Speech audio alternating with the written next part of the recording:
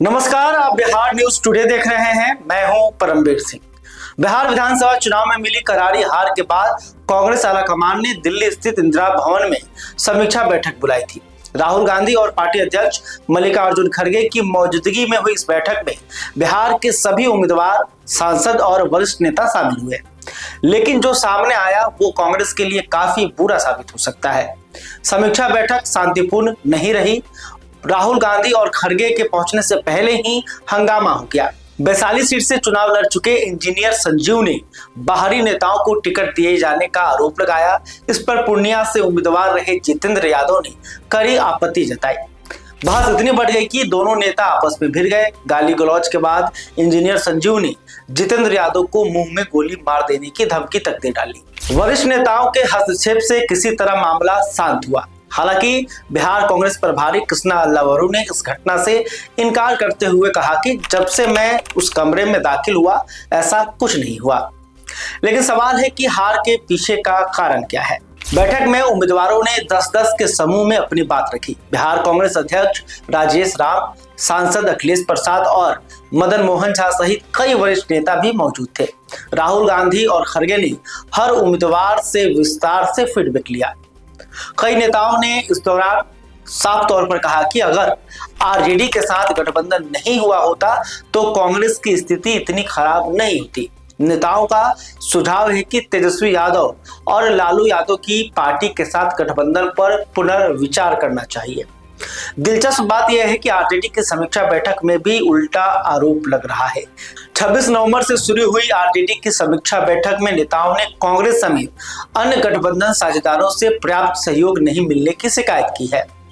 उम्मीदवारों ने बताया कि टिकट बंटवारे में अनावश्यक देरी हुई। आखिरी वक्त में चुनाव चिन्ह मिलने से प्रचार के लिए जरूरी समय नहीं मिल सका। कांग्रेस नेता तौकीर आलम ने अपना उदाहरण देते हुए कहा कि मैं अपनी सीट पर तैयारी कर रहा था, लेकिन मुझे बरारी सीट पर ट्रांसफर कर दिया गया। अगर 10 से 15 दिन पहले नाम घोषित हो जाता तो मैं बेहतर तरीके से प्रचार कर सकता था। बरारी सीट पर तौकीर आलम को 96,858 वोट मिले, लेकिन वे जदयू के उम्मीदवार विजय सिंह से महज 10,984 वोटों से हार गए। कृष्णा अल्लावरू ने टिकट विवाद को स्वीकार किया। उन्होंने क्या कुछ कहा, आप देखिए। आज कांग्रेस पार्टी की बिहार के सारे प्रत्याशी और सीनियर लीडर्स के साथ कांग्रेस में बिहार की जो चुनाव रहे हैं और उसके परिणाम रहे हैं उस पर गहराई पे चर्चा हुई। दो तरीके के कारण पे ज़्यादा चर्चा हुआ। एक कारण जो एक्सटर्नल फैक्टर है उसमें दो बड़े कारण थे। एक वोट खरीदी और दूसरा चुनाव के प्रक्रिया के धज्जियां उड़ाना। और दूसरा जो आंकलन हुआ, समीक्षा हुआ, वो इंटरनल कारण मतलब महागठबंधन और कांग्रेस पार्टी के इंटरनल क्या कारण थे उस पर भी चर्चा रही। इन सारी बातों पे चर्चा करने के बाद आगे के लिए क्या करना है उन बातों पे भी चर्चा हुई और इस बात को लेकर बिहार की यूनिट एआईसीसी के समर्थन के साथ आगे बढ़ने वाली है। धन्यवाद। वहीं सीमांचल के कांग्रेस नेता मुसव्विर आलम ने असदुद्दीन ओवैसी की एआईएमआईएम को महागठबंधन के वोट बंटवारे के लिए जिम्मेदार ठहराया। उनका आकलन है कि ओवैसी और बीजेपी ने मिलकर एक ऐसा नैरेटिव तैयार किया जिसका असर पूरे बिहार में पड़ा।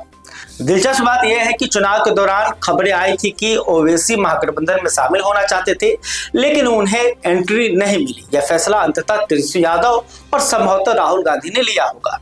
लेकिन सवाल यह भी है कि क्या तेजस्वी यादव को मुख्यमंत्री पद का चेहरा घोषित करने में देरी और असमंजस ने मुस्लिम वोटरों को भ्रमित नहीं किया, और इस गड़बड़ी की जिम्मेदारी भी कांग्रेस हाईकमान पर ही जाती है।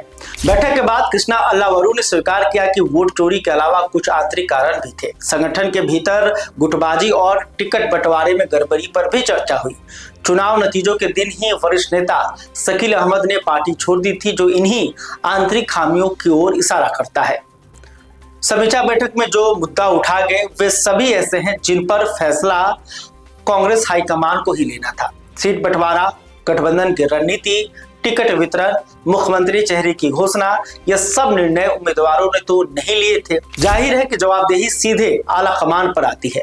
कृष्णा अलावरू ने महागठबंधन के बारे में कहा, महागठबंधन में कई राजनीतिक दल शामिल थे, हर पार्टी की अपनी कमजोरियां भी हैं और ताकत भी है, लेकिन यह कूटनीतिक जवाब उन ठोस सवालों का जवाब नहीं है जो बैठक में उठे। अब बड़ा सवाल कि आगे क्या होगा। नेताओं का सुझाव है कि कांग्रेस को आरजेडी के साथ गठबंधन पर पुनर्विचार करना चाहिए और अपनी संगठनात्मक ताकत बढ़ाने पर ध्यान देना चाहिए। लेकिन क्या कांग्रेस हाईकमान इन सुझावों पर अमल करेगा, यह देखना बाकी है। फिलहाल तो यह साफ है कि बिहार में कांग्रेस की हार सिर्फ बाहरी कारणों से नहीं हुई है।